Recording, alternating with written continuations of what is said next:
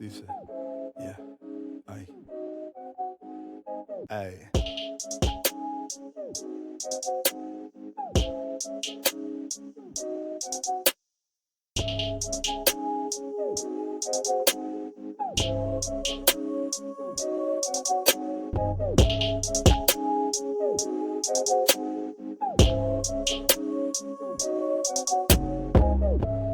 What if the cure for isolation wasn't technology or social media, but simply telling your story out loud? In today's episode, I sit with Raquel, founder of MomsWestchester, a movement that began in her living room and is now sparking deep connection across Westchester County.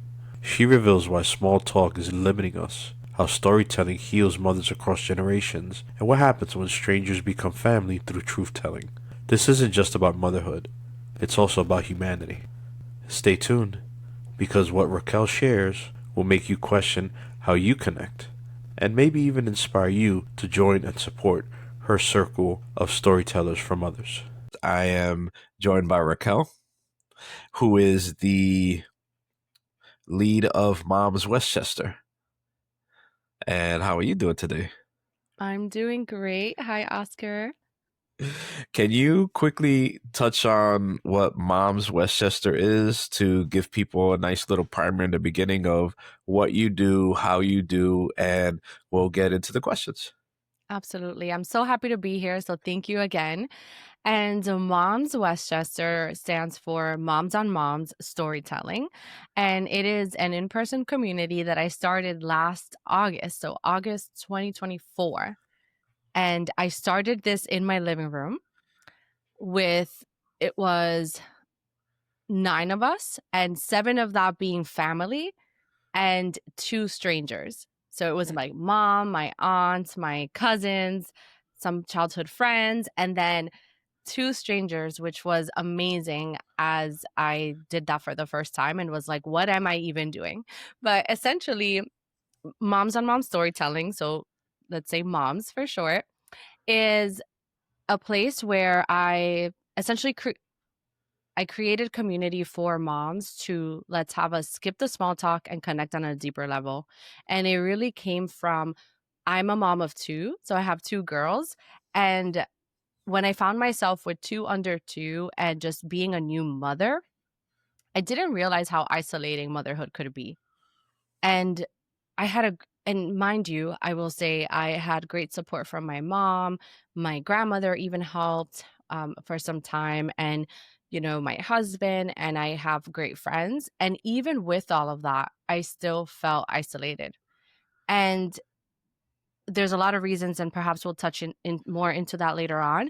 But essentially, I decided to create the community that I wish I had when I was recently postpartum. And now that it's created, it's for moms in any stage and not recently postpartum, but it definitely came from that need that I had when I first became a mom. Oh, that's awesome. And RG, my wife, she's been to some of your sessions and or your gatherings, and she just comes back glowing. She loves the connection and everything you put forth, which we'll learn about as we go through. Oh, I All right. love that. Yes. And I love having Archie. She does give us some wisdom always at the end, which I'm so grateful for.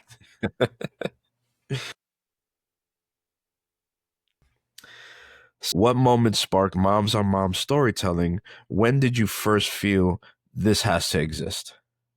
Mm. Okay. So, Moms on Moms storytelling came about after I had gone to an event in New York City called Storytell. So I was actually looking for something to do for my birthday. My birthday's in April.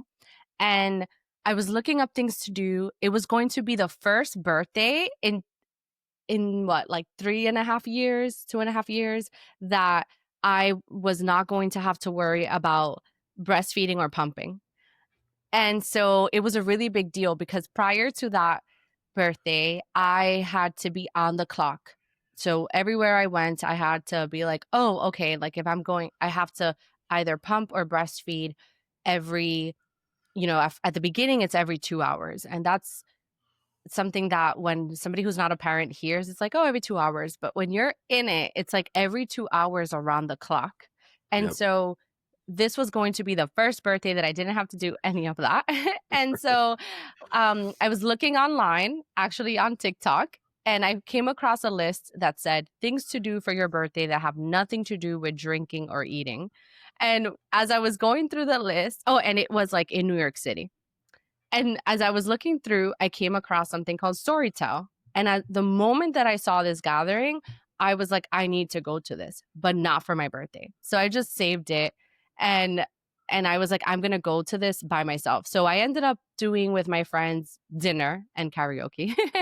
So I ended up going to that, but I had this thing in my back pocket. And so as soon as I saw they were doing a gathering, I went. And I remember when I showed my husband, he was like, I had shown him, as we all do, we show videos to each other, like, oh, this is so cool.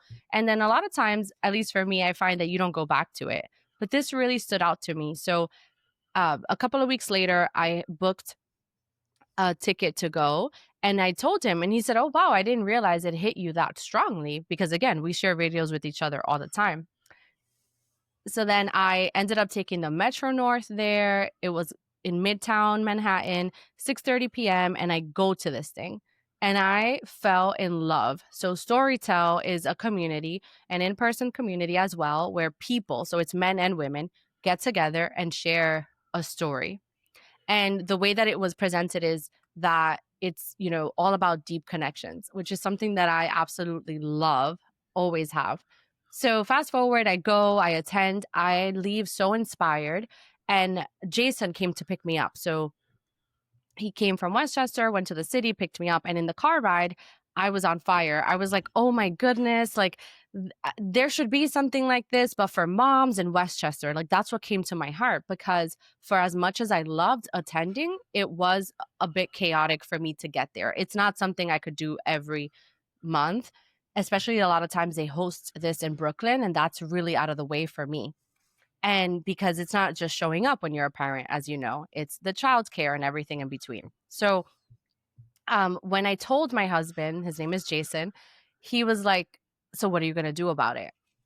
And then I was like, oh, I could ask the founder, how did she start this? And he said, okay, so message her right now because we have an hour to get home. So then I was like, okay. And I sent her, I think it was a voice note. And she answered me and we set up a call. And I told her the idea I had and how much I loved the community and the experience I had at Storytell. And she was amazing. She was very kind and she provided me tips, like practical tips on how to start. And then I sat on the idea for 2 months. I was really scared and I was like, okay, I don't have community in Westchester yet. And like, how am I going to do this? It just seemed like, how is that even possible? And my siblings actually visited me from Florida. And I shared this idea with my half sister, who's much younger than me, about 15 years younger. And she was like, yeah, you should do it. And she actually wanted to go check out the New York Public Library. And so we went to the New York Public Library, and that's a whole other story. But we essentially stayed there as if we were students because they only had like studying hours for students. But we just happened to already be there. And she was reading a book. My brother took a nap. And then I started journaling and just asking myself, like, what would happen if I just did it scared anyway? And that's when I mustered the courage to just create an invite. And I created the community. And there's a lot of other details in between, but I will take a pause there. That's kind of how it went from this must exist, is that I felt I went to something that allowed me to see in that this could be possible in a formal setting. Something I didn't share is that I actually used to do things like this with my family. Mm. And that's why it was a big aha moment, because I was like, wait, you could do this outside of family. And that's how that was sparked. Oh, that's awesome. You said the goal is deep connection. What does that look like in a room full of moms in simple, practical ways? Mm. Yes. So, as I mentioned, even with family gatherings in the past, there had been several funerals in my family that I would literally say, "Hey, let's go around in a circle and share what's your funniest memory with this uncle." Or what's your favorite memory? Another gathering, I'd be like, oh, how do you want to be remembered? So I've always loved having deep conversations. And I embrace that about myself now, but growing up, I thought that there was something wrong with me because Mm. not everyone would want to engage in those type of conversations. And I really found this out when I started working in corporate. So I'm actually a career coach, like that's my trade. And when I was working corporate, I remember feeling very confused because people would ask, "How are you?" Like, or "How was your weekend?" And I would really tell them how my weekend was. And then I'd be like, "How was your weekend?" And they'd be like, "Great, good, awesome." And then it's like, "Okay, that's it." And so then I used to like evaluate myself, like, what is Raquel, like maybe you're not understanding the social cues, like, or maybe they don't want to know about you. And so this entire thing, and I used to be get really sad about that. And so I was craving those deeper conversations. And so when I created Moms on Moms storytelling, I wanted that to be very clear from the beginning, which is we skip the small talk and we connect on a deeper level. So, in very practical terms, the way that we do that is every month there's a different theme. And it's very clear in the invite that that's the theme. And essentially, I start every gathering sharing my story so that it kind of breaks the ice and lets you see that one, just share from the heart, but essentially be honest and go deep into whatever that theme is. And so that expectation being set at the beginning brings out such a beautiful side of people because people open up and realize it's okay to be vulnerable. Yeah. And it's funny you mentioned that because we went to a birthday party last night, Okay. and she came around the table. Is someone who RG worked with. Her name is Sylvia, beautiful person. And I said she came around. She's like, "Oh, how's everything doing?" She's just doing the check in with everybody. And then I said, "I know you might get this a lot, but they'll ask you how you doing. How's your health and everything like that." I said, "But I really want to know, like, how's your heart?" And she stopped. She just looked at me. She's like, she gave me her explanation. It was something to the effect of, and yeah, I'm paraphrasing because I was like on mushrooms or whatever. I'm just taking it easy. I want to have a nice night. And she was like, she's like, my heart is full. I feel love. I feel acceptance. I feel everyone here. I only invited because I love them. And she kept going. And I'm like, she was like, that was a beautiful question. She's like, thank you.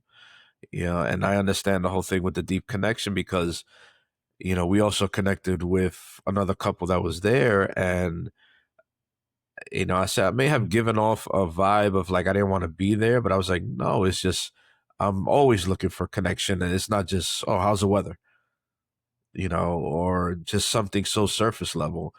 And they were like, they took to it and we kept discussing, and then just it spawned into a great night and discussion and everything. And, um, that's the things I cherish now rather than just filling up the room with stale air, Yeah. so to Yeah. speak. That's a beautiful question you asked, and through questions like that, you really have somebody feel seen and that you care about what or how they're feeling or what they're going through. Because a lot of times by just focusing on the weather or very superficial or like surface, I don't want to say superficial, surface level conversation, Hmm. you don't really get to know what's going on in somebody's life. And it actually brings me a lot of sadness if we're hanging out in a group and there's like a quote that someone says, and I don't know if I'll remember it, but essentially like if we can um it's sad that we laughed together but you cried alone.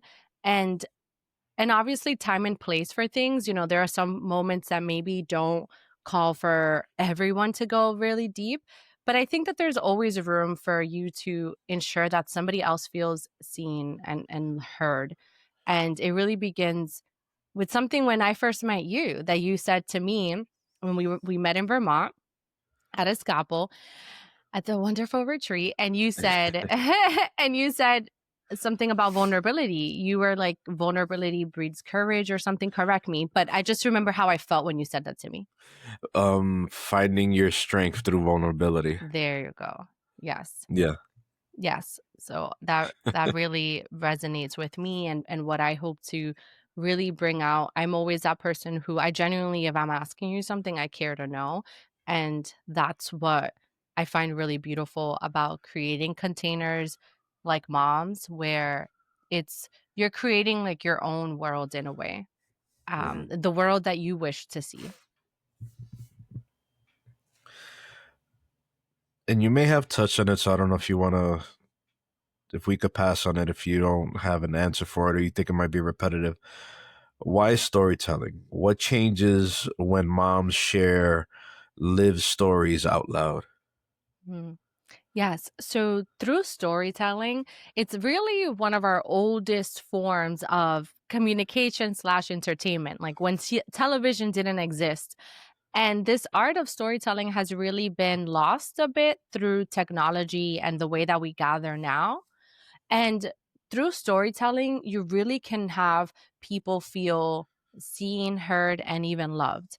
And us humans, being social beings, through storytelling, we learn as well. And so a point hits differently when there's a story, a specific story behind it, rather than a general saying. Like you can say to someone, it's important to be kind, or Mhm. so one of the very first theme that I had, the theme was acts of kindness.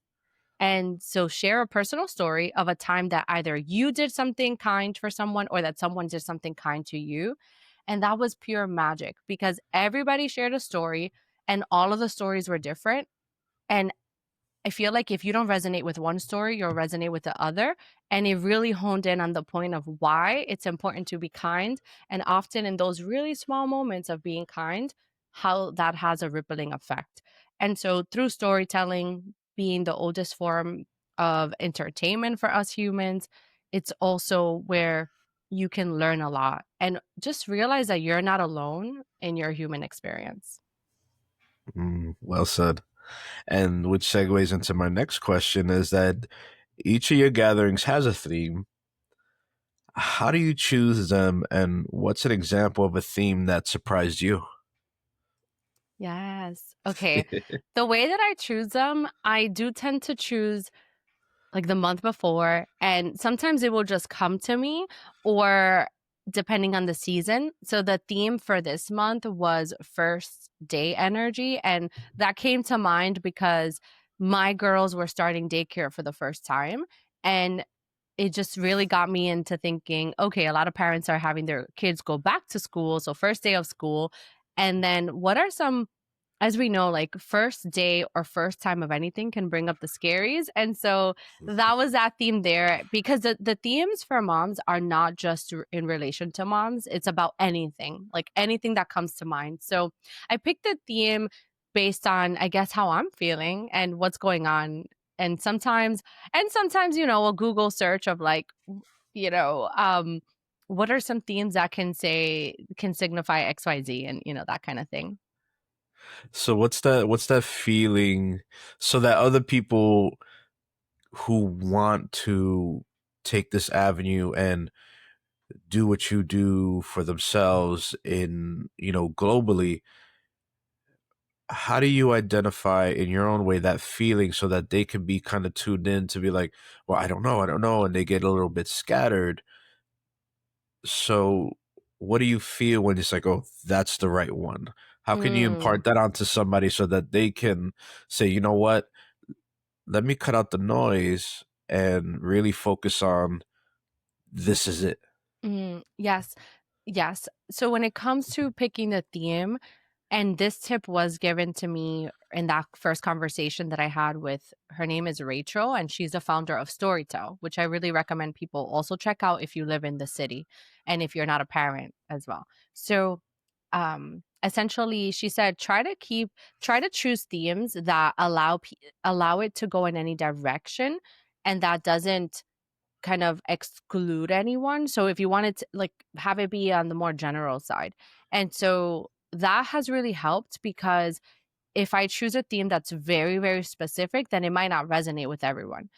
So for example, I could have made the theme instead of first day energy, it could have been first day of high school, and then maybe there's somebody who's been homeschooled or like somebody who maybe that's not the best example, but you kind of see where it's kind of keeping it broad. So first day energy is just more like everyone's tried something for the first time. And so keeping that in mind. And so you asked me what's a theme that surprised me as well. Some of the themes I've done in the past is mistakes made meaningful. So it's like we've all made mistakes. And like share a mistake with us and then how did you make that meaningful? Hmm. Another another theme I had was the moment I knew. And that could mean whatever. Like the moment you knew Mm. what? The moment you knew that you had to leave, the moment you knew that you this was a person to marry, the moment you knew that you needed inner work to heal, so you kind of see that where it's like you can take it in whatever way because that's the biggest thing I stress. There's no perfect story, and I never want people to come in, and I always say this in every gathering, please do not evaluate yourself or should yourself. I should have shared more, I could have shared this. Whatever comes to your heart, and often not overthinking it. And a theme that surprised me is actually a recent example is how every story can have an impact. So I had a mom, the theme that I had this month was first day energy. And so I had a mom share how she hadn't driven a car in years and Wow. she had just got a car, and the freedom that she found in being able to run her errands because she used to live in the city so she didn't need a car, and now living in the suburbs, it's a different experience, but she's found so much freedom. And she told me how she was almost not going to share this story because she was like, oh, it might not be a big deal.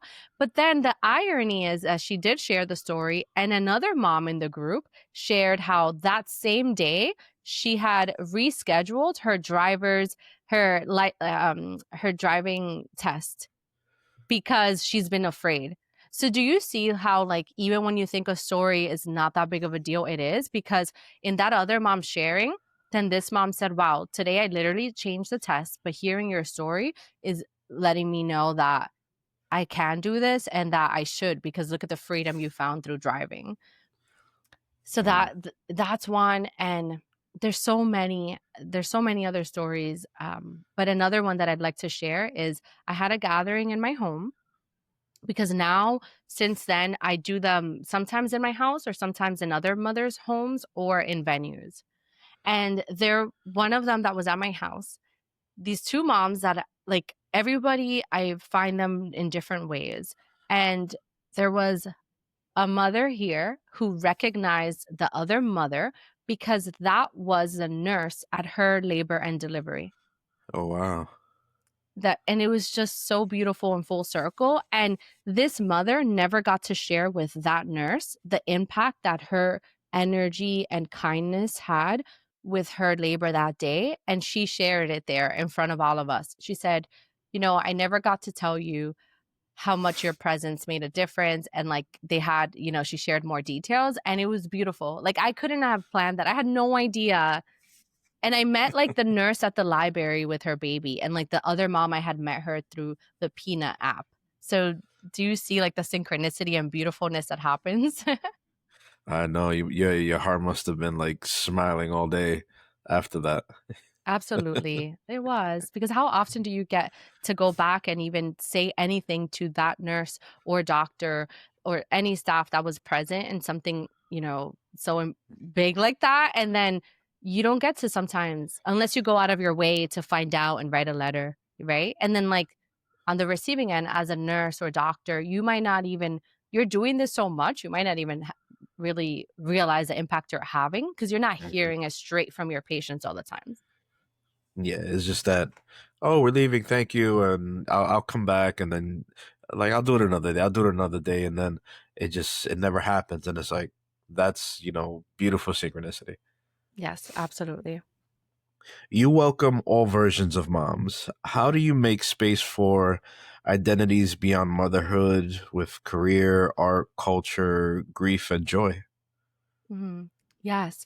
So that's one of the biggest things, and I realize I have to make a video on this, which is it's moms is for moms in any stage, because I did have a mom join recently. So for the first time this month, I did a virtual gathering, and it's because I did a Spartan race for the first time, and it And you did awesome. Thank you. I'm very proud of myself. I've never done something like that, and I still cannot believe that I did that. But because I did Spartan and how the month worked out, it was going to be either skip the month or do it virtually.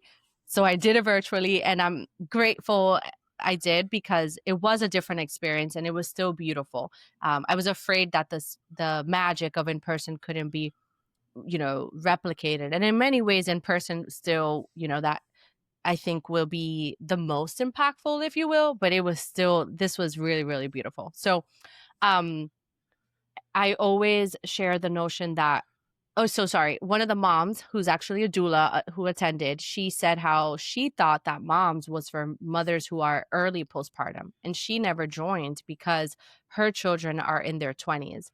And I said, "Thank you so much for sharing that with me because moms is for moms in any stage, season, phase in life." In fact, I welcome that because in that diversity is how we're all going to learn, especially because there's a lot of fear mongering that happens now, right? In social media, with everything being, you think you're doing something good for your child, and then it turns out this is toxic. And if this is not toxic, this other thing. And so I think a lot of newer moms have a lot of anxiety. I can say that I do around those things. And so when you hear from an older parent, they could calm some of those anxieties down, like what they wish maybe they didn't worry as much about. And there's a lot to learn from each other. So um I I welcome everyone, and I do say in the description how, and even out loud, how moms on moms storytelling is for you to share your personal stories, and it's not to bash any group, because I never want it to be where we're sharing stories and all of a sudden we're going down the rabbit hole of doom. And if it's not your specific story, then that's not, at least for moms, like for you to share. It's a Right. story that is a personal story. So to answer your question, we've had a lot of we've had women that have gotten pregnant through IVF. We've had women that have adopted, women that have kids in their 20s all the way to newborn, women that have just one child by choice or one child because they're unable to have more. And so just really welcoming all parts of motherhood. And I'm trying to think, like, your question gets me to think, like, how is that made even more clear? And I think it starts with me, like, maybe making a video or having that pinned on my Instagram. But so far, there's been a really beautiful, diverse group of women that has come through. And in fact, there's a mom that attended who her daughter had gone through, she was self harming. And Mm. she's been thinking about creating a community for parents whose children self harm and having a support group around that. And so every time I'd be like, yes, please come, because I want her to start that. And so it also just goes to, and I think I'm going off on a tangent a bit, but for me, the biggest thing too is that if somebody attends moms and is inspired to create their own version of it, it's something I welcome, because we need more spaces where you can show up as you, human. And while perhaps, let's say you're going to therapy, what I find that is amazing to also do in addition is to have somewhere where you're in a community, and you'll really see that you're not alone, because sometimes if you're speaking one on one, even to your partner, you just might feel like you're the only one who goes through whatever it is. And when you do things like this in community, there's just something so grounding, and it really impacts how you see your problems. Yeah, definitely. And I try to do as much as I can to, because most of my listeners, when I look at the statistics, it's, mostly female. And to focus on this space, I want to tell men to be like, look, it's this is good. This is a good space to open up for your mental health and, you know, do it. It's not something that should be alien to a person to say, hey, look, I'm going through this. But then you got to deal with the generations of what they've grown and who they've grown aside and say, no, that's not what a man does. That's not what a man is. But okay, you're going through different generations on um, what that classification is, and that's not right because they're just holding on to something that, as we evolve in our culture, you got to throw that to the wayside where you compress that within yourselves and be like, no, I'm just gonna push right through it. It's all right to say, hey, I need help, or this is what I'm going through. Whether it's, do you actually need the help, or do you just need somebody to listen to you? And not a lot of men have even the wife or girlfriend to decompress properly with. Because if they're stuck in that generational thing, they're like, what's wrong with you? Like, be a man. And that's where I think a lot of groups struggle to say, hey, look, explore your emotions, explore what you're going through. Women do it so easily because a lot of people have that connection with, oh, women, emotions and everything. But no, I know men who are just as emotional as women can be. So it has nothing to do with gender. It's just what you've gone through to either hold you in that spot that doesn't serve you that well. And, a man is a problem solver. Yes. So connect with your emotions, solve that problem, and understand the resources you have around you to be better for yourself, like how you're doing with your group, which is, amazing. So yeah, I mean, Thank you. that's my, yeah. Thank you. Yeah, and I think too, because I know I have some women in my life as well who have said something along the lines of, they don't like to talk about their feelings too much. What is that going to solve? And I think that there's a misconception in that, in where speaking your truth or how you're feeling is a way to let it out and not have so much weight on you. So sometimes, and I think like you said, with men who are told like men don't cry or men are not supposed to feel or be in their feelings, that's why we do see a lot of men who are, they have higher levels of suicide, higher levels of depression. And I don't know statistically what the numbers are, but what I will say is that there's not, if you were meant to feel, then it wouldn't, I just feel like then it just wouldn't exist. And so instead of suppressing it, is how can we teach people and the newer generations, and even just any generation, to like break the cycle of it's okay to feel. That's actually productive. So that, and what I love is that in a space like Moms or Storytell, or a vision I've been having, which is I would love to do one where it's the partners and the moms, Mm. because I wonder what that dynamic would do to also hear from male perspectives some of the personal stories. And what I love about this container is that it's almost a fake world, where in this world that we're gathering, it is okay to talk about whatever, in whatever direction will serve you, but a personal story that has to do with you. And then even if you don't share, because that's also okay to come in and not share, but listening, it just really helps in that way to really connect like human to human and to your soul. It does. And the one thing I truly believe is that, like I mentioned it when I was interviewed for Maria's show. I also mentioned it when I had my conversation, the episode with Franco, is that we're healing backwards. And by meaning that we have so much available to us, we have so much processes that help individuals get through their traumas and everything else.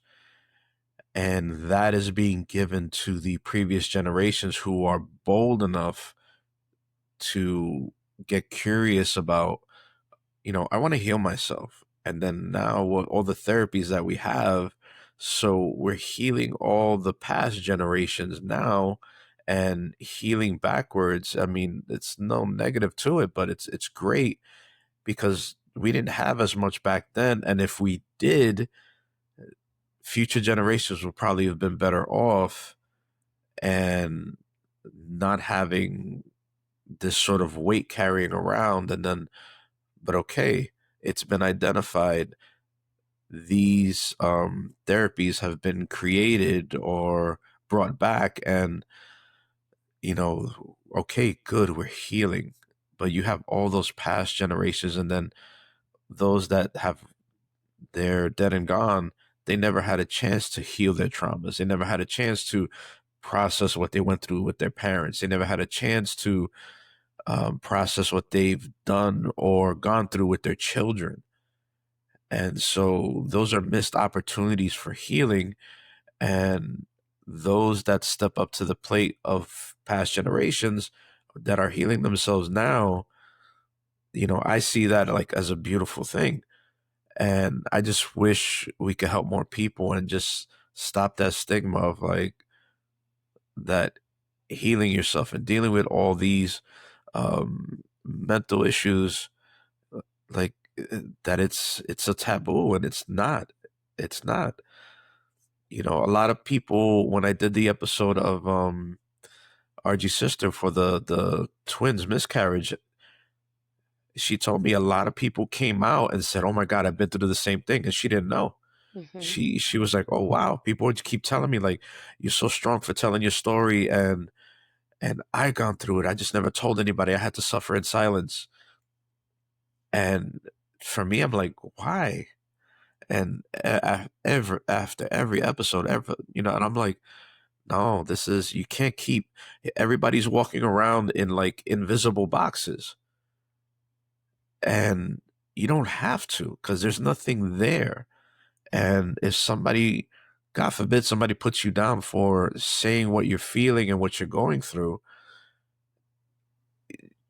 you shouldn't be. You should find your strength in the vulnerability of telling people, say, "Hey, this is what I've been through."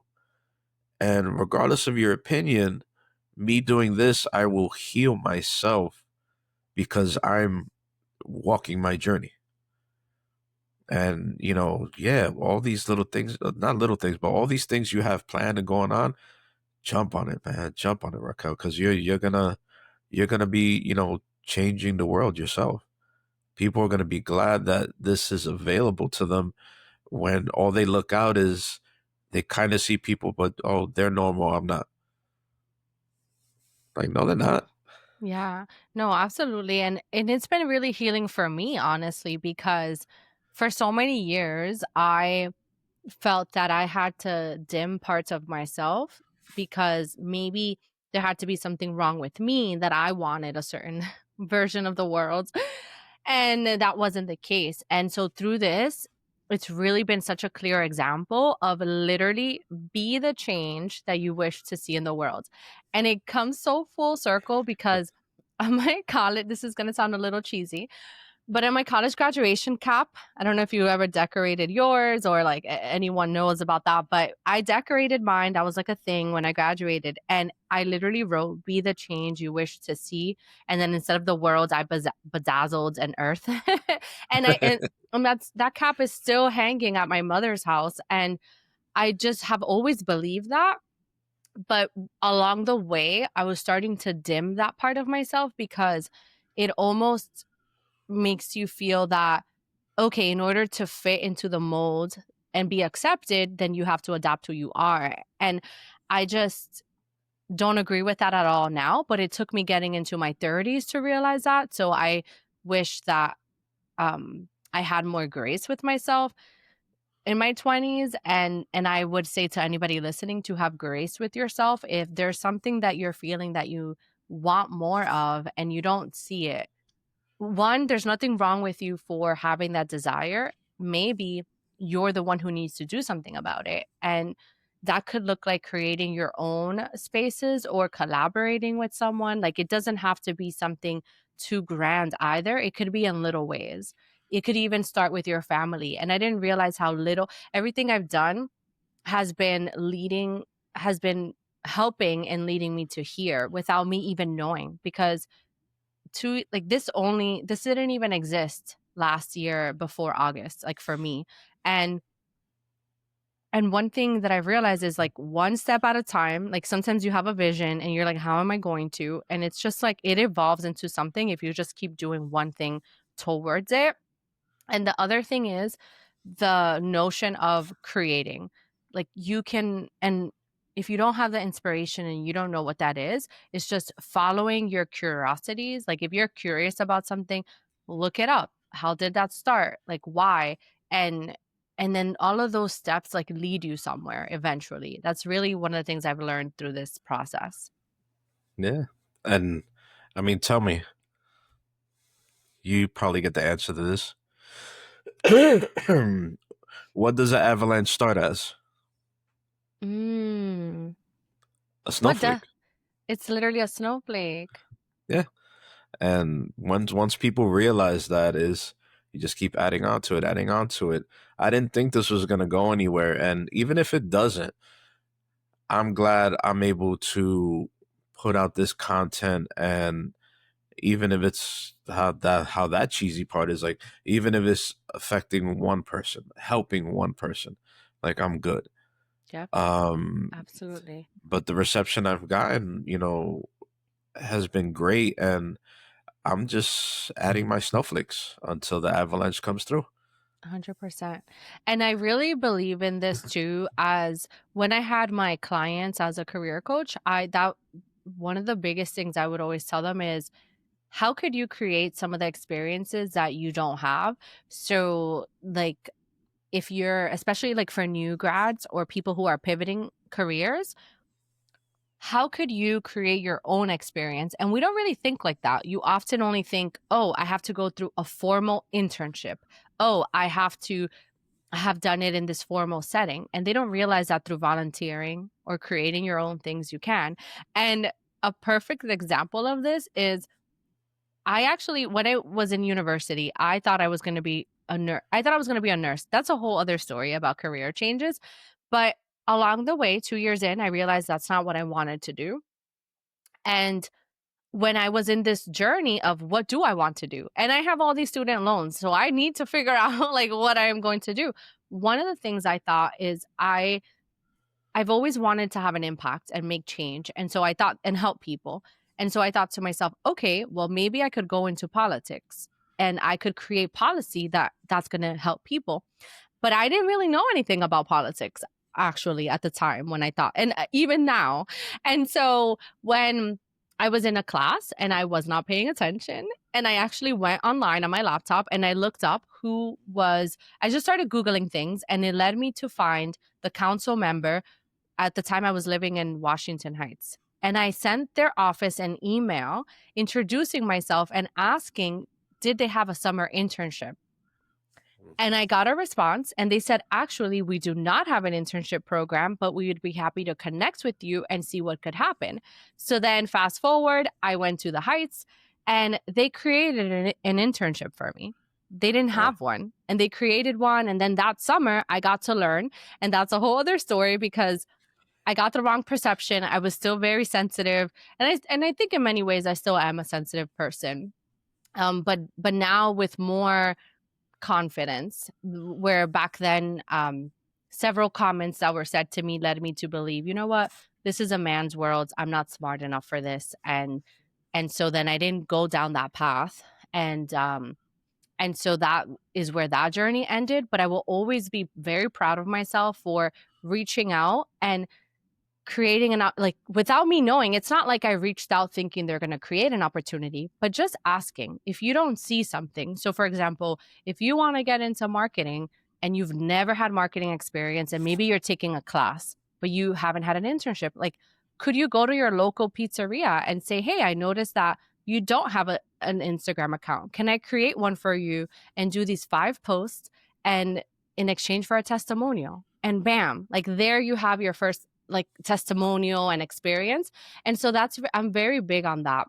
How can you create the things that just because it doesn't exist doesn't mean that you cannot create it in any capacity. And Moms is an example of this.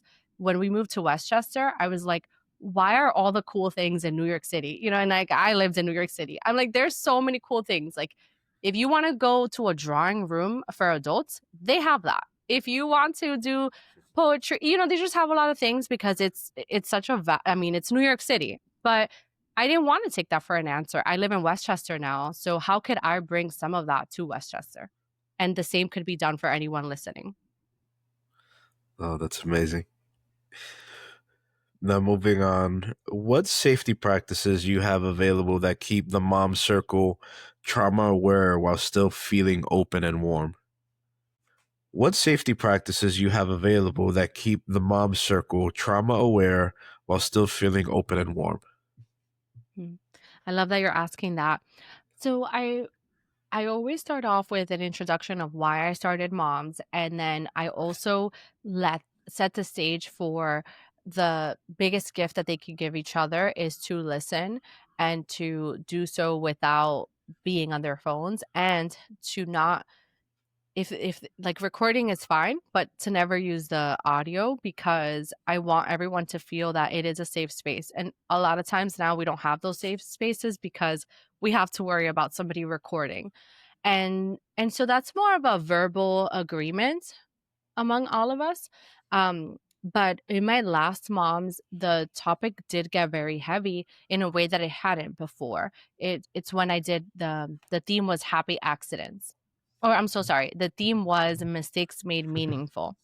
And so for that gathering, it really honed in on something that I actually could improve, which is creating a one pager with resources and specifics because I don't have that on the moment, if I'm transparent. And um, it's been more just verbally. I mentioned how I am not a therapist. This is not in to replace therapy. This is a support group. And what's beautiful is that just organically, the people that have the moms that come to Moms are just one of the nicest, welcoming people. There's just something that's created in the space when we're together that everybody is so respectful and so it creates that warm and caring environment.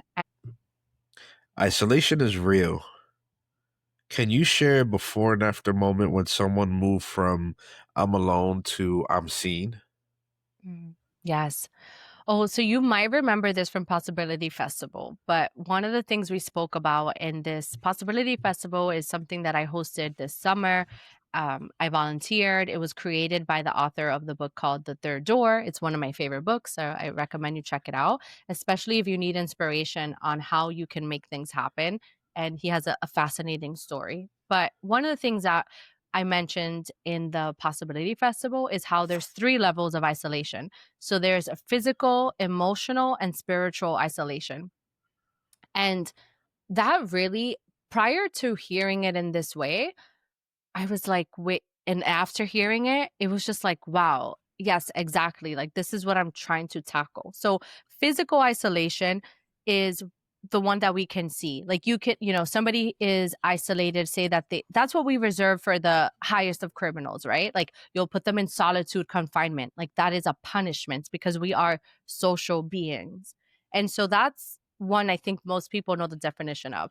Then you have emotional isolation where you're physically with people. So maybe you're at dinner with your family and friends, but you feel isolated. You see that people are on their phones, we're not really connecting on a deeper level. And you're just like, does anybody notice that I'm here? The third one is spiritual isolation. And that one's a bit deeper where everything looks fine on the outside. You have a good job, good family, and at your core you just feel so isolated and you just wonder like is there any point to me being here. And so with that in mind, with the three levels of isolation, it really for me and Moms is I want to end that gap. I don't want anybody to feel isolated. I have felt, I would say, emotional isolation, and that's really what prompted me and to want to create a space like this. And before doing that, it's why I showed up how I have with my family and my friends. So like when I get comfortable and you get the real version of me, this is me, which is asking those questions like just I love it. Like I'm also a hopeless romantic. So for me to like be by the water looking at the stars and pondering life, like that's like that's so beautiful to me. But essentially knowing those three levels of isolation, we have an isolation crisis going on in the world. Men, women, um, this they say that Generation Z is one of the most isolated generations, and a lot of it has to do with, social media. A lot of it has to do with the doom narrative that's given to us through the news, and a lot of it also has to just in general with tech and how there's self checkout. We have isolating technologies. Like we're not connecting in the same ways. And with moms, one of the most beautiful, there's been so many beautiful moments, but one in particular that's coming to mind is there's a mom in her 40s and she shared how she just thought that at this point she was never going to really have friends because if she didn't make friends in her 20s or her 30s, then what about your 40s? And she made friends through moms and had some of those moms at her child's third birthday party. And I was also there. And it was just so beautiful to me because for me to see those moms and children that were there as a result of moms, that's exactly my intention. It's lets me in a group gathering. And then now that we've all connected on a deeper level, then what happens after? You can foster those one-on-one relationships. I often say how it would take about 5 coffee hangouts before we connect in the way that we connect when we are together at Moms.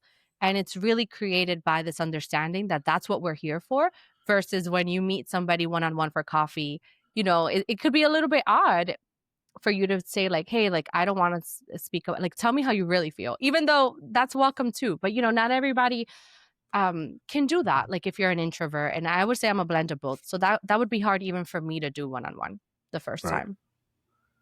Mm. So, what does a monthly reset actually include, and which practices do you recommend to others? Mhm.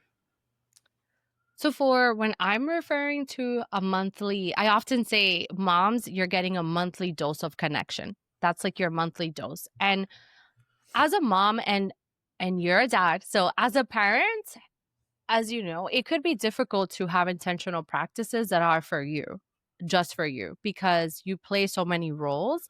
And often ignoring your true needs is the easiest to do because you're like, oh, I'm fine. That's fine. Like, I don't need to hang out with my friends this month because I'm family time, or like, I don't need this solo date, or I don't need to, whatever it is. And it's very easy to set yourself aside. And so with moms, the intention is that you have your monthly dose of connection.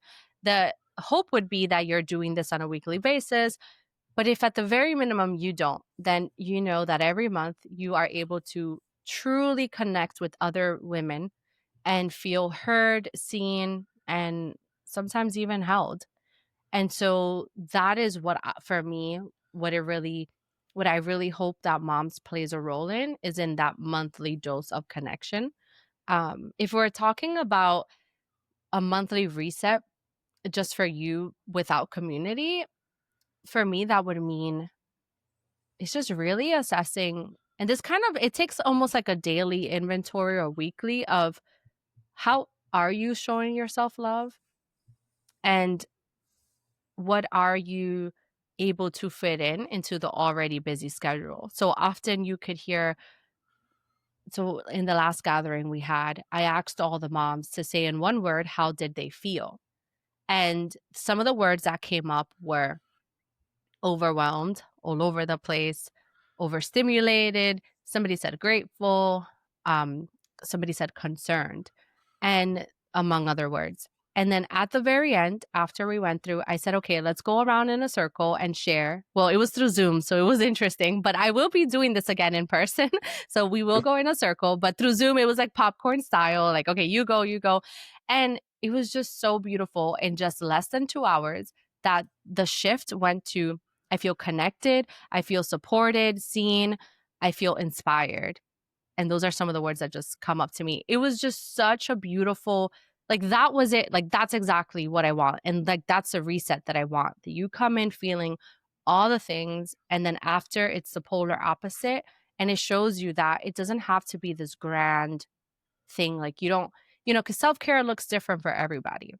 And it's Mm. just finding what does it look like to you and then what are you doing about it? Yeah, that's really true. Some people love a production, others are so simple. So that's self care is very, very important. Now, moving on. For a person and mother such as yourself who can find it nerve wracking to publicly speak, what steps have you found that work, and how would you inspire others? How would you inspire other women to find their voice in the world? Oh my goodness, I love this question. I actually got this question recently, and I can't believe that I am able to answer this because 10 years ago, if I was very different. Like, I, again, at my core, always been the same person, but my confidence and public speaking abilities were very different. And really, the biggest thing that helped was putting myself in uncomfortable situations. And it really started with my corporate job. So the first job I had out of college, I actually used to work at Indeed, like Indeed.com. And I used to help employers find talent. And I spoke to thousands of employers, and a lot of them very rude because they would get upset at us for not finding them qualified talent and you know, like, I don't know, there's just some things that stand out from that period that used to make me cry. I remember this one employer said, "You don't know the difference between a map and a menu," or something like that. And like, and then saying things, it's just, it would get very personal out of nowhere because there were employers who really needed to hire and didn't want to like waste their money and things like that. But in going through that experience, for as challenging as it was at the time, it really helped me get comfortable speaking to anybody. And so that was a lot of practice. Fast forward, I then became a career coach. I said, you know what? I want to help people find jobs and I don't only want to work with employers. And so that's how I made the shift. And then I used to work at this company that the employer, it was a startup. And he used to, during the pandemic, he used to have us host Zoom meetings. We had to just put it on LinkedIn and choose a theme and host a meeting about that and get guest speakers. So the theme that I chose at the time was inclusivity and equity. And here I was supposed to have a speaker. So everything was set. All I have to do is be the moderator. And 5 minutes before this speaking gathering or whatever, they canceled. Ooh. They didn't even answer. They didn't answer, they didn't show up. And so I had to run the meeting. So that on the spot moment, again, I was very flustered, but it's like with all things that you do for the first time. So that's the first time I have a speaker cancel 5 minutes before. And Wow. I had to step in and lead the meeting. Those experiences and everything in between is what has helped me get comfortable with public speaking. Another thing I did that your listeners could check out is Toastmasters. Hmm. And I also did that during the pandemic. I went on, if you look up Toastmasters, they have them all over the US and some of them are virtual. Some are in person or virtual. And you gather and everybody shares a speech of whatever comes to your mind. And you have somebody who's keeping time. You have somebody who's counting how many ums or likes or filler words you have. And that was amazing. I recommend that because you're in a setting where you know that you're there to be critiqued on your speech. And it doesn't feel like you're being attacked because you know that you're all there to learn together. And that was amazing because I gave some speeches and then afterwards it'd be like Raquel said, 5 ums, 3 likes. And it just gets you more intentional with your words. Those are some of the things that I tried. So it's just really practice and then saying yes to things. Like for Possibility Festival, I had never spoken in front of 80 people before. And this was something I volunteered and agreed to do last November. And I just said yes on a whim, not knowing how I was gonna figure it out. So when you just put yourself and volunteer yourself for things, you will what I've learned is that you will then step up to the plate, even if you've never done it, and you will because now you're practicing for that. So putting yourself in places where you could practice this, even if it's with your friends as well. Like again, I'm very big on like you can start small. Or even this, Oscar, like what you're doing, like podcasting, that's something I also did too when I used to foster my cats and dogs and, so all of those experiences have made me comfortable and that's what I would say to a listener is what are small ways you could practice that? And at the very minimum, you could check out Toastmasters or do something with your friends to practice. No, that's great. What role do culture and language play in your circles, and how are you making the space more accessible with timing, childcare costs? Yeah. So with moms, a way that I'm making it more accessible is I actually have two pricing options. And so one of them is you can pay the standard ticket, which is $25, or you can pay $15 and there's no questions asked. And you just choose. And that for me is a way to make it accessible, to make it where if you are unable to, for whatever reason, pay the full amount, you can. And then I also have just vocalize where if you cannot do that, so like there's a mom that's not working, and so for her I just always create a code that she can use and she goes free. um and actually I started moms without charging from August all the way until February.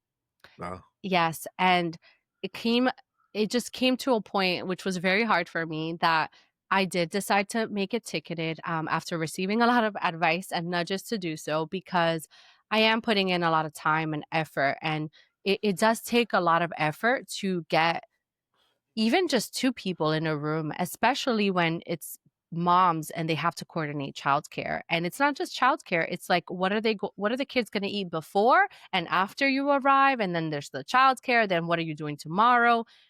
All of that. And so it was in terms of accessibility, I was very mindful of what that price point would look like after in a way that would continue would allow me the bandwidth to continue doing this because it does require a lot of effort on the back end to really kind of attract and recruit, if you will. In terms of another thing that's been beautiful is that it has attracted a diverse set of women from even just different religions, different age groups. I love the intergenerational part. Like I think that I feel really proud about that. And also just women from different socioeconomic status. I will say it does target a lot of women in Westchester. And I did that because I wanted to ensure I want to create like a village by us. But as I think about the future, I do think I will be implementing virtual. So I don't know what that's going to look like yet. If it's going to be, do I offer every month in person and virtual, or is it like every other month it's virtual? I'm not sure. But then that would make it more accessible to women that live in other areas. And Mm. those are kind of some of, yeah, but one thing at a time. Exactly. I mean that's how I'm pivoting as well because I always love to do my interviews in person. I started it that way and it's a different feel. You already know it. Having people in the room and you see them, you look at their face and speaking to someone telling me their story face to face. Yes, it does have a different feel than online, but you do have to have a mixed bag, so to speak. And that really opens everything up and the availability because from where you're at to come down here and to interview with me, I know it'll be a Herculean effort to get it done and sit down and do it. So having that flexibility, it's not a bad thing if a sub person wants to stick to their guns while they're doing this, like okay. So you work it out as best as you can, but I completely understand about the flexibility. And it does work and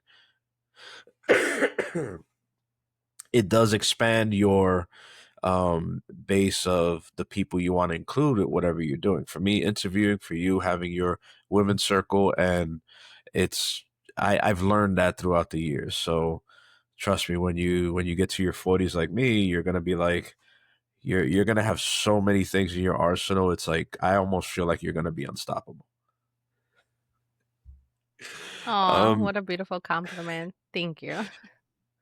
Now, where do you draw the line between peer storytelling and your one-on-one coaching? How do the two complement each other? Yes.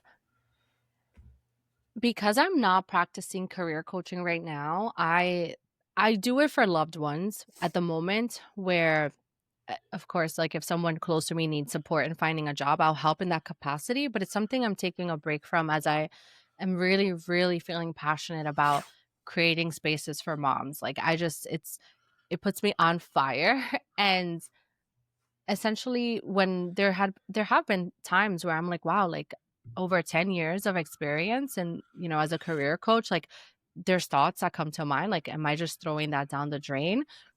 But I realized that a lot of the experiences I don't there would be no moms had I not been a career coach. It's like I had to go through those experiences and get comfortable in working with people. And I at one point I used to do boot camps. So I would help a group of people find so not just one on one, it's like a group of people finding a job. And we would do it in a way where you're learning together and then we're implementing together. Because as we know, job searching is not very fun. And so in doing those group coaching as well has really helped me learn and implement what works when it comes to doing this for moms. And so a lot of that confidence and just curating spaces and meetings has come from my experience as a career coach. So I would say I'm very grateful to that. And it's not to say that I'll never practice this formally again. It's just for right now, the focus is on expanding my mom community, which I have a new idea in the works as well. But to answer your question is there would be no moms without my experience as a career coach because the confidence that I gained in being that and the amount of like different people that I worked with has really shaped who I am today. Mm, that's beautiful, and I'm sure that you.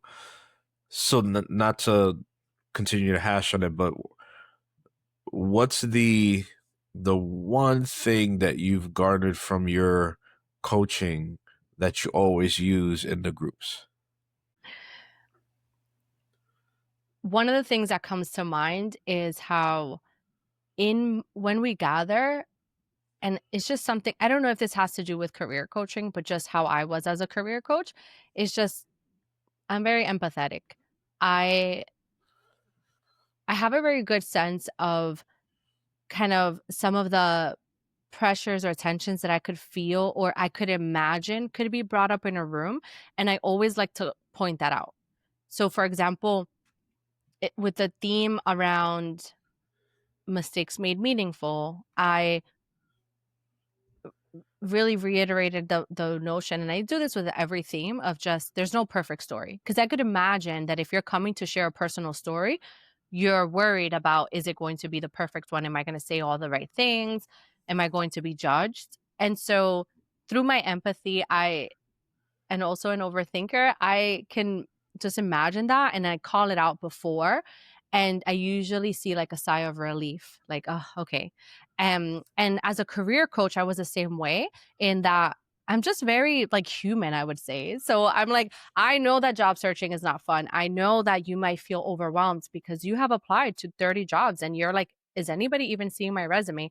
And so I just kind of call out the elephant in the room and then I try to give specific examples, like in career coaching in particular. I had that perspective because I was working with so many people. So I was working with the CTO of a company. He was a CTO and he was looking for new opportunities. So it's like working with someone like that who had over 20 years of experience all the way to a college graduate.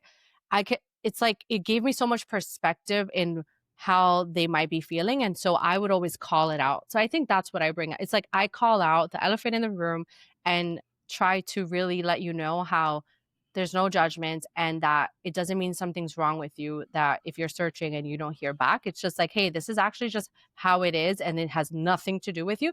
Here's what we can do. And I try to channel that too in moms. That's great. Community scales through partnerships. What kind of venues, local organizations, or moms group would make ideal collaborators in Westchester and beyond? Okay, I love venues that seem like it's like a living room. I love that so much because I want to create cozy in order for people to get vulnerable, especially with strangers. You need that cozy element. So any venues that seem like they like a living room, it doesn't really matter. Like I feel like I like smaller venues, um, private. Like coffee shops could work if they're not open and they open up for us. I did it at a masseuse place before because she has a most Joe's Body Shop. I love her. She's in Peekskill, and I did a mom's there, and it seemed like we're in a living room because she has a setup like that. I would say yoga studios, play places as well when off hours. I actually have a vision where I want to host a moms in a venue that would allow us to have the kids, but I would love there to be like a glass window so we don't hear them. You can see that they're safe and they're doing an activity, but then we're doing moms, and that would make it more accessible so that when moms comes to moms, she doesn't have to coordinate childcare. I would love that. And like I just haven't found the space yet, but want to manifest it and is anyone's listening wants to allow me to host there, I am open. Which kind of rolls into my next question. If a brand or sponsor wants to help, what support actually protects the mission via multiple things: space, gifts, scholarship, childcare? And is there anybody you have your eye on that we can kind of tag on the post and say, hey, look, hi, we're here. And I we're love looking that. to collaborate. I love that so much. Yes, it's interesting because tapping into this space, when there have been instances like when people hear you have a community, they want to collaborate, and it made me realize that I'm so protective of moms, and so I am happy to collaborate so as long as the person or business really cares about community and not just about selling moms another thing. Because for me is really about how can we help like anyone who wants to support in with the isolation crisis that we have going on in the world, and also just in having moms feel special.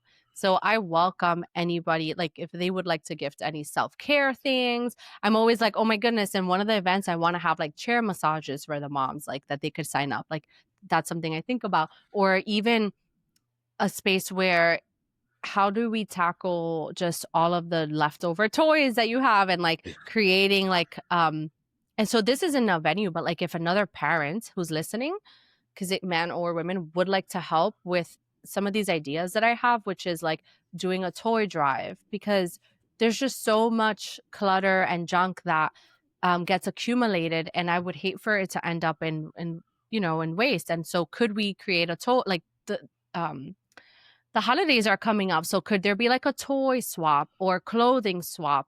I just bandwidth wise, I need help with that. So while it's not a venue, it's like if anybody would like to volunteer with that, that would be great. Another idea I have is if we know of a postpartum, of a mom that's expecting, like could we gather 5 volunteers and we would ask, I would speak with this mother first and say, what kind of help do you need? And we might find out I don't have any family in the area. And so then I could say to her, okay, so we're going to set up what day for 5 volunteers to either come and help her deep clean or do cook a bunch of homemade food and we drop it off, or we cook it there, or simply just go and honor the mom. So like that's kind of where I want to branch out. I want to continue doing moms, but then have like other branches. And those are some specific ways right now. In terms of businesses that I've had my eye on, I I will say that I don't not one is coming to mind, but more so local businesses and like how can we help the community more. Um yeah, Those, those are some ideas that are coming to mind. I don't know, but I think I see a nonprofit in your future. Hey, maybe I have thought about what is next, you know? That's awesome. Online, your Instagram builds momentum. What have you learned about translating intimate in-room connection into digital community? And I know you've always touched on the, pivoting to the digital groups and everything like that. Um, what would you impart to other individuals doing this about having them work in tandem when you can work in person and have to work virtually? Mhm. What's coming to mind is a book that was recommended, and I finished reading it called The Art of Gathering. It's by Priya, and I'm forgetting her last name, but that should come up. The Art of Gathering. And she talks about how can you create, like when you get people together, what alternate universe are you creating?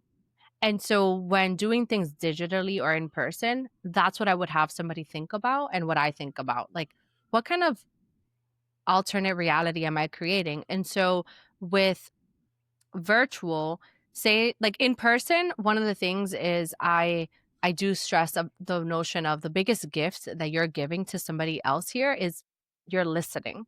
And that kind of just sets the stage, like where you don't see any of the moms on their phones. They're actually listening. And so I'm not very strictly saying don't be on your phone, but by just reminding people of like what's the intention, that kind of creates that container. And for when I did the virtual one, I said, for everybody to have their cameras on, and because again, the biggest gift that you can give someone is the gift of listening and doing that without distractions. And we had moms that joined with their babies, and that's something I stressed on the invite. I said, please come as you are, messy bun with your baby eating dinner.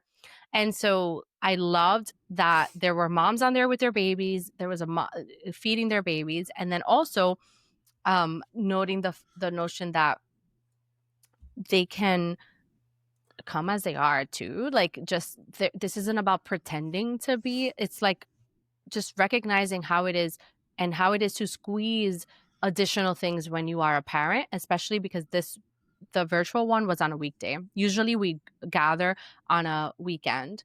And so it really got me thinking about like how do when I was doing my first virtual, like how do I keep this? How do I create the same magic? And I tried to do that by also encouraging the moms to come in and play. So I said, bring Play-Doh or a marker or like just doodle, draw.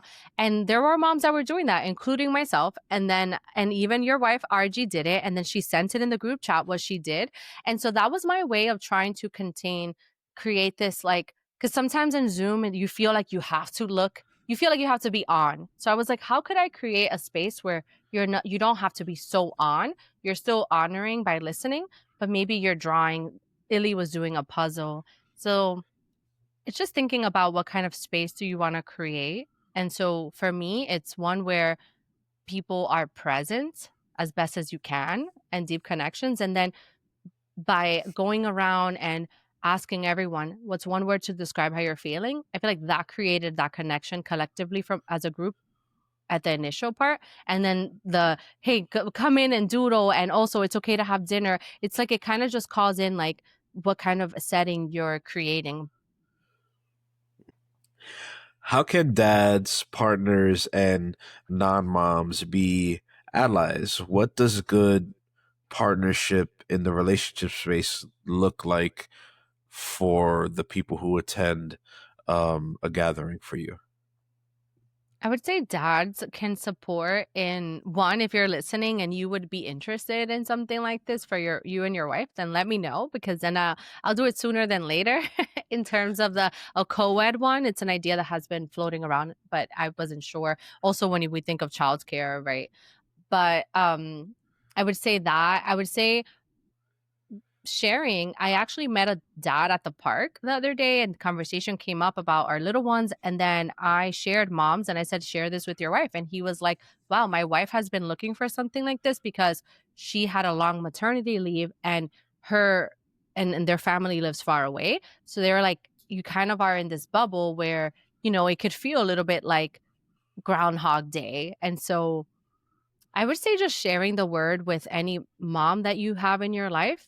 And also just how can you, if your wife is going to something like this, like what's one thing you could remove from her plate before she heads out to these plans? Because I think that's the biggest thing is just like, if you see that your partner is here cooking lunch before she goes to a gathering, you could imagine that's a bit flustering because she's not just focusing, like she probably is a little worried about how will the moms be, will I get there on time, will my story be okay, and then on top of all of that, she's also making lunch before she goes. So maybe you can say, hey, I know you told me you're going to mom's this Sunday, like don't worry about making lunch before going, or breakfast. I think that would be huge.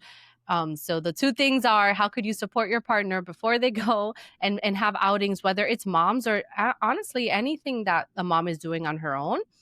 So what's one thing you could remove? And then the second thing is just really sharing with any new or just, you see, even I was going to say new moms, no, any moms, like how can just sharing and letting them know, hey, this space is available. That's a good thing, because definitely, even though if the husband partner is up to their neck busy helping them, little things stack, good in a good way and in a bad way, but we're focusing on the good. They stack very well, and it does, pardon me, You're good. it does stack so well that it's, you can see the difference, doing the dishes, like you said, cooking the meal.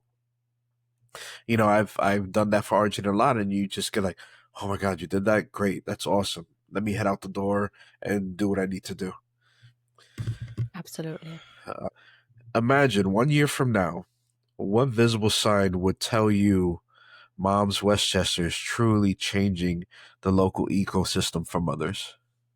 Mm.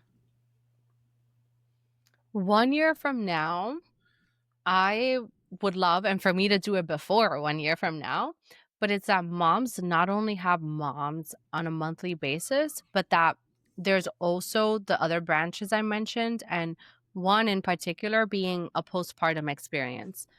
I really, really want to support moms in that fourth trimester because often the support is just not really there. And so the way that I want to create this is I want to create a postpartum experience that for moms with babies under 6 months old can join like a cohort.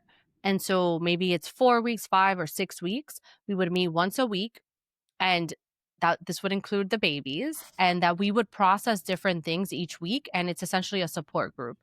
And it's something that I'm feeling very strongly in my heart, and I just have not put it out publicly because I've been afraid.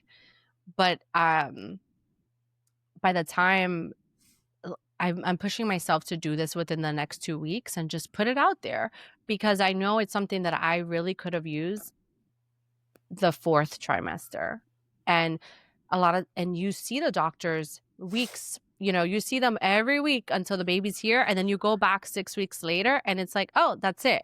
And it's just such a big shift emotionally, physically, like hormonally. It's so much. And so I would love to be there for new mothers. And then when we're done, so my idea would be like, you have this cohort, you're meeting once a week, so you're getting to know moms. And then when that is done, you would have the once a month moms. And so it just really creates this village. And that's what I really want. I want it to be where we have different group chats, and one is like babysitters club. Another one could be like just play dates, and that a mom could pop into the chat and say, hey, is anyone available, XYZ, and that there's a lot of moms that can participate and still create this village effect. That's really what I would love.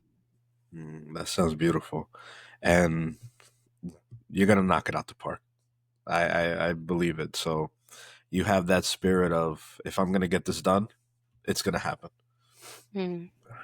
Thank you. And okay, lastly, for listeners moved by your vision, what's the most helpful next action? RSVP, bring a friend, um, hosting a circle, donate, volunteer. What is your call to action for Moms on Moms storytelling for Westchester? Floor is yours. Thank you. The Well, you could go ahead and find me on Instagram, MomsWestchester, and follow. That would be the quickest next step. But what I would really love is that you become an ambassador and share this as a listener to any mom in your life that could benefit from being in community. And what's beautiful is that it's something where if you're free this month, you can go. If you're not, the next, and you can go after. So it's kind of it's not like a long-term commitment. And right now, the next gathering is going to be October 12th. I'm going to celebrate Mom's 1 year, even though the 1 year hit in August. We're going to celebrate it in October. And I want to integrate play into that because that's a big thing too in my heart is how can we integrate play more as adults and the benefits that come from that. So it's going to be kind of like a 90s theme and also storytelling, but a little bit of fun in there as well. So stay on the watch out for that. And then if there's any way that you would like to volunteer, contacting me like any way, shape, or form. If you have a woman in your life that is expecting a baby, I would love for you to connect me with them or ask them what are some ways that they would want support and we could make that happen. Like I have a lot of moms that are willing. I just haven't put it out there yet. But if you reach out to me like, hey, my cousin is pregnant and here's what I know about her, connect me with her and we will figure that out because I really, really do want to create more of a village type support. And and yeah, so I would say that. And then if you have a venue that you would allow us to use to gather, also let me know. That's a way. So I would say sharing, spreading the word to any mothers or even dads in your life. And then also, if you know of somebody who's expecting, putting them in touch with me. Thank you for that question. You're very welcome. And thank you for giving me your time. Thank you for gracing me with your presence and your wonderful movement. And I love your spirit. I love the person that you are. And for, full disclosure, you were the first person to um, do me the honor of reading my children's book that's coming out soon, Logan the Strong-Minded Little Elephant, to your daughters, and it moved me, it brought me to tears, and it's just like, and like I said, I'll do what I can to see if I can make you that voice of the storyteller once it gets, audio wise, and because you did an amazing job, and you and your husband have two beautiful daughters, and it's you've given me something that akens to hope that this will make a difference, because I've even shared it with someone last night at the birthday party I went to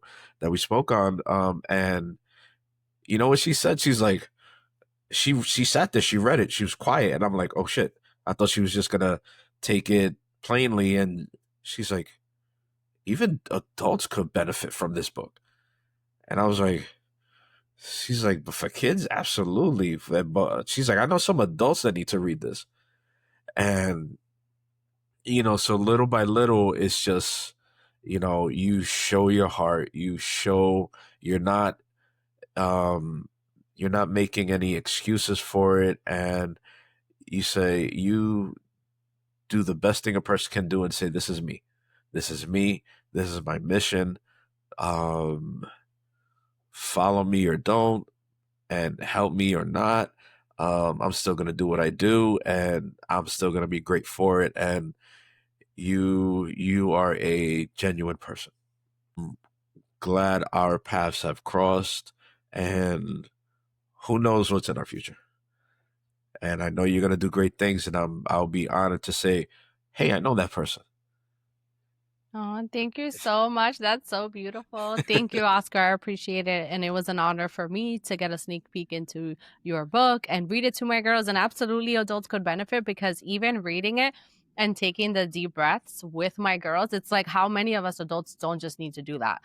Reminder to breathe. And that was actually the breathing was something I was struggling before going to the retreat because I do live a lot in my head and the overthinking. And one of the things that I tapped into after the retreat was breathing. Like I just felt like I wasn't breathing deep enough. And a lot of that had to do with like anxieties and I think what I would love to leave for your listeners as well is that look at that like you can create the change you wish to see in the world. I think that's the biggest thing. I will always like I don't feel that you have to be at the mercy of how things have happened to you, your circumstances is what can you do about it? And look at you. You created a children's book and I'm sure that had intimate ties with your son Logan as it's literally named after him and I captured your or I heard your other son's name Brandon in there but, in many ways, maybe like little Oscar also needed this at some point. And then, like, even through this podcast and me through moms, it's often like what we need the most is what we will feel even more called to create because you needing something, putting it out there. There's a quote that says, there's medicine in your heart that only you can give to the world. Because some people might be like, oh, well, that already exists. I could have easily said, a community already exists like that. You could have said, "Oh, there's already podcasts. There's already other children's book." That's not the point. There will always be things like that. It's just only somebody can only hear the message if it specifically comes from you. And so I hope that carries anyone into taking action in whatever it is that they're pondering. Beautifully said, and that's the most awesome way to end this interview. Thank you so much, Oscar. It's an honor. Thank, thank you, Raquel, for your time, and we're gonna do great things. Yes, yes. Grateful to know you. What you just heard proves one powerful truth.